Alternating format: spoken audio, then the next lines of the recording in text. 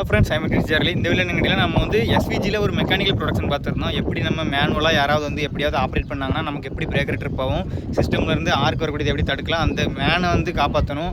அப்படிங்கும்போது இப்போ ஓஎல்டிசியில் ஆன்லோக் tape changer இதில் அந்த மெக்கானிக்கல் ப்ரொடக்ஷன் எப்படி யூஸ் ஆகுது, எப்படி பிரேக்கரை ட்ரிப் பண்ணுறோம், எதனால் ட்ரிப் பண்ணுறோம், அதனால என்ன எஃபெக்ட் இருக்குங்கிறத பார்க்க போகிறோம். இந்த எல்லா ட்ரான்ஸ்ஃபார்மர்லேயும் இந்த ஓஎல்டிசிங்கிறது இருக்குன்னு கேட்டால் கண்டிப்பாக இல்லை. இந்த ஓஎல்டிசியான ஃபுல் ஃபார்ம் பார்த்துரும். ஓஎல்டிசியான ஃபுல் ஃபார்ம் வந்து ஆன்லோட் டேப் சேஞ்சர். ஓகேவா, இதுதான் அந்த ஆன்லோட் டேப் சேஞ்சர். இப்போ என்னன்னா ட்ரான்ஸ்ஃபார்மர் லைவில் சார்ஜில் இருக்கும்போது நம்ம வந்து டேப்பை சேஞ்ச் பண்ணிக்கலாம். டேப்பை எதுக்கு சேஞ்ச் பண்ணுறோன்னா அவுட்புட்டில் இல்லைனா எல்வியில் இல்லைனா ஹெச்வியில் நமக்கு வந்து வோல்டேஜ் வந்து ஒரு கான்ஸ்டன்டான லெவலில் மெயின்டைன் பண்ணணும். அப்படி கான்ஸ்டன்ட்டாக மெயின்டைன் பண்ணலன்னா நமக்கு லோ வோல்டேஜ் அடிக்கும், ஹை வோல்டேஜ் அடிக்கும், ட்ரிப் ஆகும்.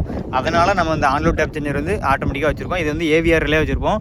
அந்த ஆட்டோமேட்டிக் வோல்டேஜ் ரெகுலேட்டர் ரிலே மூலிமா நமக்கு வந்து வோல்டேஜ் வந்து சென்ஸ் ஆகி நமக்கு டேப் எத்தனை டேப்பில் போகணுங்கிறத ரீட் பண்ணிக்கும். இதான் நம்ம ட்ரான்ஸ்ஃபார்மர் நேம் பிளேட்டு. ஓகேவா, இப்போ இதில் டேப்ஸ் நமக்கு எவ்வளோ கொடுத்துருக்காங்க அப்படின்னா 17 டேப் கொடுத்துருக்காங்க. இதில் 9B அப்படிங்கிற டேப் தான் நமக்கு நார்மல் டேப்பு. 220 kV நமக்கு வந்து transformer output voltage. Output current வந்துன்னா 524.86 ஆம்ஸ். ஓகேவா, இதுதான் நமக்கு வந்து அவுட்புட்டு. மாதிரி நமக்கு இப்போ வோல்டேஜ் கூடுது குறையுது அப்படிங்கும்போது இந்த டேப்ஸ் ஆட்டோமேட்டிக்காக ஆன் ஆகும். Onload tab changer. ஓகேவா, நம்ம மேலே போட்டிருக்கோம் ஆன்லோடு.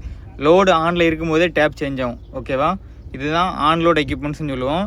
இதில் 17 டேப் வரைக்கும் மேலே ஏறும், 1வது டேப் வரைக்கும் கீழே குறையும். ஓகேவா, இது மேக்ஸிமம் போச்சுன்னா 242 kV வரைக்கும் கொடுக்கும் இந்த ட்ரான்ஸ்ஃபார்மரு. இப்போ இந்த ஏவிஆர் ரிலே மூலிமா இந்த ஓஎல்டிசி இந்த ஆன்லோட் டேப் சேஞ்சர் வந்து வோல்டேஜை சென்ஸ் பண்ணி நமக்கு எந்த டேப் வேணுமோ அந்த டேப்பில் கரெக்டாக வச்சு வோல்டேஜை கான்ஸ்டன்ட் பண்ணும். இந்த ப்ரொடக்ஷன் கேட்டிங்கன்னா நம்ம வந்து நார்மலாகவே இப்போ 220 kV மெயின்டைன் ஆகிட்டு இருக்குது. அந்த நேரத்தில் டேப் நமக்கு கூடாது. எப்போ நமக்கு வோல்டேஜ் கம்மியாகுதோ கூடுதோ அந்த நேரத்தில் டேப் குறையணும் கூடணும். அதை தவிர்த்து நமக்கு நார்மலாக சார்ஜிங்கில் இருக்கும்போது லைவில் இருக்கும்போது வோல்டேஜ் கான்ஸ்டண்ட்டாக போயிட்டு இருக்கும்போது நம்ம டேப் சேஞ்ச் பண்ணால் வோல்டேஜ் நம்மளாக வேரி பண்ணதாக அர்த்தமாகும். அப்போ அந்த ஏவிஆரில் வந்து சென்ஸ் ஆகாமல் நம்ம மேனுவலாக பண்ணுறோம். அதை மேனுவலாக பண்ணுறதுக்கு just mechanical interlock electrical interlock எதுவுமே இல்லை.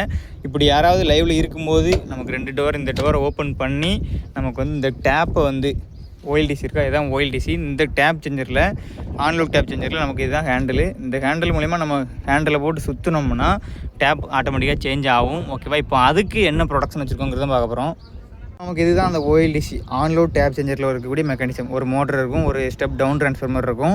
எதுக்குன்னு கேட்டிங்கன்னா நமக்கு இன்டர்னலாக யூஸ் பண்ணக்கூடிய இந்த காண்டக்டரு, இந்த பிக்கப் காயில், இது எல்லாமே நமக்கு வந்து இந்த 56 இல்லைனா ஒரு 60 அந்த வோல்டேஜுக்குள்ளே தான் ஒர்க் ஆகும். ஓஎல்டிசி நம்ம வந்து ஆன் பண்ணுறதுக்கு டேப்பை சேஞ்ச் பண்ணுறதுக்கு இந்த டோரை மட்டும் ஓப்பன் பண்ணதும் இந்த டோருக்கு ஸ்டெப் டவுன் ட்ரான்ஸ்ஃபார்மர் எதுக்குன்னு கேட்டிங்கன்னா நமக்கு இந்த ஸ்டெப் ட்ரான்ஸ்ஃபார்மர் இருக்குது. ஸ்டெப் டவுன் ட்ரான்ஸ்ஃபார்மர் இது வந்து என்னென்னா 220 வோல்டேஜ் நம்ம வந்து கொடுப்போம். அந்த 220 வோல்ட் அப்படியே ஸ்டெப் டவுன் பண்ணி இந்த இருக்குது அந்த பிக்கப் காண்டக்ட்டு, மெயின் காண்டக்டரு, இந்த க்ளோஸ் காண்டக்ட்டு, இந்த ஓப்பன் காண்டக்ட், இந்த மாதிரி எதெல்லாம் யூஸ் ஆகுதோ அது எல்லாத்தையுமே கண்ட்ரோல் பண்ணுறது இந்த ஸ்டெப் டவுன் ட்ரான்ஸ்ஃபார்மரு. அதுக்கப்புறம் நார்மலாக ஒரு 220 வோல்ட் நம்ம வந்து எது கொடுத்துருப்போம், இந்த மோட்டர் கொடுத்துருப்போம், சிங்கிள் பேஸ் மோட்டருக்கு. ஓகேவா, இந்த மோட்டருக்கு வந்து 3 பேஸ் மோட்டர். இந்த 3 பேஸ் மோட்டர் கொடுத்தோடனே நமக்கு எப்போ ஆன் ஆகணுமோ அப்போ ஆன் ஆகும். 3 பேஸ் மோட்டருக்கு வந்து எப்போ நம்ம சப்ளை கொடுக்கோம்னா நம்ம ஆன் கமெண்ட் அங்கேருந்து கொடுப்போம். ஆன் கமெண்ட் கொடுத்தோடனே டேப் சேஞ்ச் ஆகிட்டு அப்படிங்கும்போது வோல்டேஜ் வேறு யாரும் அந்த நேரத்தில் நமக்கு லிமிட் சுவிட்ச் வச்சுருப்போம். அந்த லிமிட் சுவிட்ச் வந்து கட் ஆக்கி நமக்கு வந்து டேப்பை வந்து ஒரு கான்ஸ்டன்டான இடத்துல வச்சிரும். அதுக்கப்புறம் நமக்கு டேப் வேணும்னா அதுக்கப்புறம் ரைஸ் கமெண்ட் லோயர் கமெண்ட் வரும். ஓகேவா, இதில் கொடுத்துருப்பாங்க நமக்கு rice comment, lower comment, stop. ஓகேவா, இது ட்ரிப்பு. நம்ம வந்து இப்போ இதில் சப்ளை இல்லை, கம்சனிங் பண்ணிகிட்டு இருக்கோம், அதனால் பிரச்சனை இல்லை. இப்போ அந்த ஹேண்டிலை பற்றி பார்த்துடலாம்.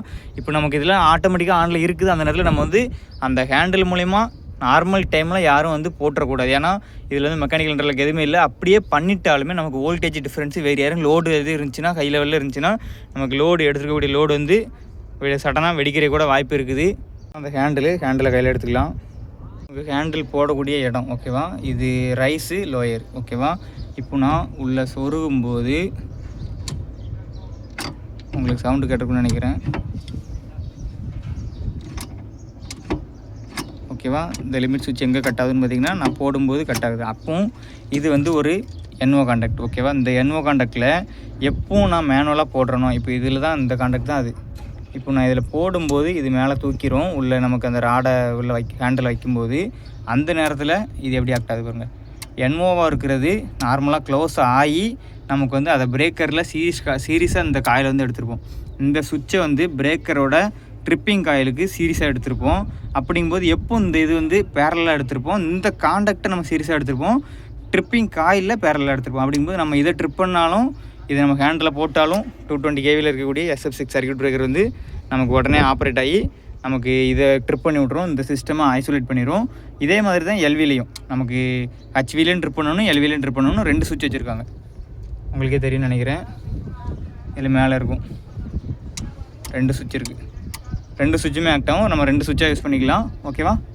இதுதான் அந்த மெக்கானிக்கல் ப்ரொடெக்ஷன். சப்போஸ் நமக்கு யாரோ வந்து தெரியாமல் வந்து நமக்கு ஆன்லோடு இந்த டிரான்ஸ்ஃபார்மர் லைவில் இருக்கும்போது யாரோ வந்து நமக்கு தெரியாதனமாக அந்த ஹேண்டில் எடுத்து நமக்கு டேப்பை சேஞ்ச் பண்ணுறேன் சுற்றுறேன் அப்படின்னு சொல்லி எதனா பண்ணிட்டாங்கன்னா நமக்கு வந்து நார்மல் ஸ்டேபிள் கண்டிஷனில் இருக்கக்கூடிய ஒரு சிஸ்டம் வந்து அன்ஸ்டேபிளாக மாறும். அப்போ அன்ஸ்டேபிளாக மாறிச்சுன்னா நார்மலாக வரக்கூடிய ஆம்ஸுக்கும் வோல்டேஜுக்கும் ரொம்ப நமக்கு வந்து ஒரு கான்ஸ்டன்ட் லெவல் வேணும். அந்த கான்ஸ்டன்ட் லெவலில் நம்மளாக க்ரியேட் பண்ணுறோம். இப்போ கான்ஸ்டன்ட்டில் இல்லாததை நம்ம கான்ஸ்டன்ட் ஆக்கணும்னு பிரச்சனை இல்லை. நம்மளாம் கான்ஸ்டன்ட்டை உருவாக்கும் போது கான்ஸ்டன்ட் இல்லாமல் மாற்றும் போது அது பிரச்சனையாகும். அதனால் ட்ராஃபோட வைண்டிங் பிரச்சனை ஆகலாம். நமக்கு கொடுக்கக்கூடிய லோடுனா என்னென்னா நம்ம கன்சியூமர் நம்ம வீட்டுக்கு கொடுக்கக்கூடிய ஒரு பெரிய பெரிய ஃபேக்ட்ரிக்கு மோட்டருக்குலாம் கொடுக்கக்கூடியது வந்து டேமேஜ் ஆகும். ஏன்னா வோல்டேஜ் அதிகமாக போகிறதுனால ஆம்ஸ் கூட எடுக்கலாம், ஆம்ஸ் கம்மியாக எடுக்கலாம், அப்புறம் ஆம்ஸ் கூட போகலாம் வோல்டேஜ் குறையிறதுனால. அப்படிங்கும்போது அது வந்து நமக்கு லோடை பாதிக்கும். இதனால் ஒரு பெரிய சைடு எஃபெக்ட் இருக்குது. இதை தவிர்க்க தான் நமக்கு இந்த மெக்கானிக் ப்ரொடக்ஷன் இருக்குது. இதே மாதிரி அடுத்த ஒரு ப்ரொடக்ஷனில் பார்ப்போம். இதுக்கு உங்களுக்கு டவுட் இருந்துச்சுன்னா அந்த டவுட்டையும் சொல்லுங்கள். அதுக்கு நடி பார்ப்போம். தேங்க்யூ.